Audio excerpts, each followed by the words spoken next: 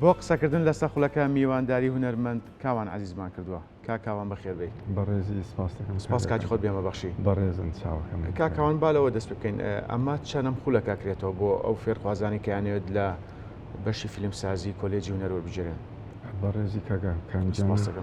دەستخۆشی لە جەناب و کەناڵی کورسا دەکەم بەڵێ ئەم ساڵ دووەم خولی ئەو دەورەیە کە بۆ ئەو خوێندکارانیان ئەەکەینەوە ئەم ساڵ دووەم ساڵە بەڵێ کاوان جیاوازی هەیە لە چاو خولی ساڵی پار بۆ نمونە وانی تازەی تیاابێ یاخود مامۆسایتر دەست بڵێتەوە چ جیاوازێک هەیە؟ بەڵێ خۆی وانەکان هەر هەمان وانی پێشون وانێکمان زیاد کردووە ئەم وانەیە بۆ بەرچاوڕوونی ئەو خوێندکارانەیە کە ئەچنە زانکۆ کە وەرئەگیرن لە پاش وەرگرتنیان ئەویش زانیاری ئەو وانانەیە کە لە ناو زانکۆیە بۆ ماوەی ئەو 4 ساڵە ئەیخوێنن لەلایەن بەڕێز مامۆستایەسینەوە ئەم وانێمان دەستنیشان کرد بۆی خوێندکار ئاشنا بێت کە لە ماوەی ئەو 4 ساڵەیە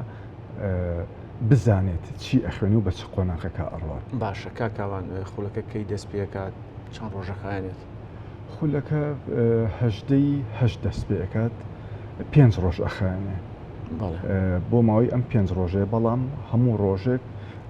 دوو وانی تیا ئەوترێتەوە. بەڵێ باسی وانەکانت کردوانەکان تیۆری و پراکتیکیشە؟ بەڵێ ئێمە وانەکان حتمما سیناریوێ نواندنە مێژوێک لە سینەمایە مۆنتاجە کامێرایە دەرزێک لەسەر پرۆداکشن بەڕێوەبردننی کاری هوەری لە فیلمە یا لە درامایە ئەو وانێش کە زانیاری ئەو چەند ساڵەیە کە خوێندکار وەرەگیرێت بەڵێ هەڵبەت ئێمە کاریشیان پێ کاریان ئەین بەسەرە کە ئەبێ فیلمێک بە مۆبایل فیلمێکی کورد بە مۆبایل ئامادە بکەن تاوەکو بزان گرتەکان چییە و لەبەر کامێرا چۆن نواندنەکەن یا چۆن هەڵسوکەوت لەگەڵ گرتی کامێراکەن. بەڵێ کاوان بۆ چوونت لەسەر گرنگی بەشی فیلمسازی لە کۆلێجی هونەری زانکۆی سلێمانی؟ بەڵێ گرنگی ئەم کۆلێجە ئێستا ڕەنگە هەنێک کەس هەنێک خوێندکار پرسیاریەوە کاڵێ ئەبێ گرنگەکەی چی بێ لە ڕووی بزنسەوە ئێمە زۆرێکمان دەرچووی منیش ئەو وەڵامەمەوە بە دیاری هەڵبەت دەرچووی کۆلێجی هونەر بەشی فیلمسازی زۆرێکیان لە ڕاگەیاندنەکان کاری تەواویان پێئسپێرێ لە کۆمپانیا ڕکلامیەکانە کاریان پێئسپێرێت هەموو ئەو خوێندکارانی کە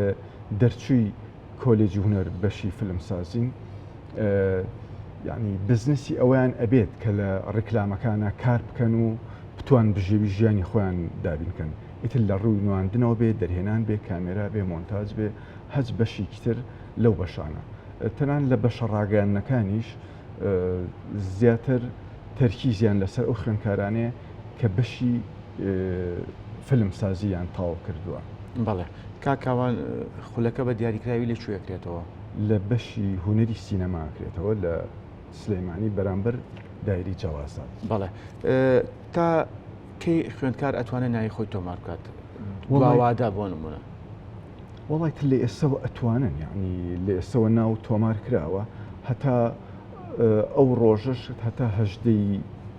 هەشت یعنی ئەتوان ئەگەر تا لەگەڵ برادران باسیەوەمان کرێگەر چەند ڕۆژێکیش دوای ئەوە بێ هەنێ فریان ناکەوێ ئەو هاوڕیانەمان ئامادەن یعنی ئەگەر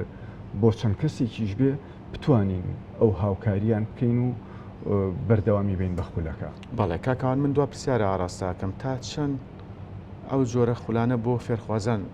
گرنگە بە تایبەت وەک خۆ ئاماژەت پێوانی کە ئەیانەوێت بێنە کۆلێجی هونەر بەشی فیلمسازی بۆ نمونە؟ بەڵێ ئەم خولە گرنگی ئەم خولە لە چیایە؟ گرنگیەکە ئەوەیە خوێندکارێکە لە پۆلی دوانزەوە یا لە هەچ خوێندکاری تر کە ئارزومەندە بۆ ئەم بەشە کۆمەڵێک وانیان پێ ئەوتێتەوە ئامادەیان ئەکەین بۆ ئەو چاو پێکەوتنە بۆی ئەو ڕۆژە بە تاقێکی باشەوە حتا شەرمی ئەویان بشکێت کە بتوان لەو مقابلەیە لەو چاو پێکەوتنە بتوان سەرکەوتوو بنتیایە. بەڵێ هونەرمەند کاوان عزیز سپاس کە ڕاستەخۆ لە ستۆدیۆ لەگەڵمان بووی سەرکەوتوو بن. بەڕێزی کاکەکەم جان سپاسی ئەوەشەکەم سپاسی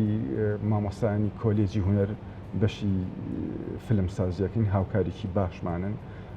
ترەوە مامۆسایەسین و کاک دکتۆر دڵشاد و کاک دکتۆر سەربەس و ئێمەش سلااو ڕێزمانی بە ڕێزمان هەیە بۆ ملایەک سپاسیەوەش دەکەم دووبارە سەکەوت دەستیەوەش خۆش بێ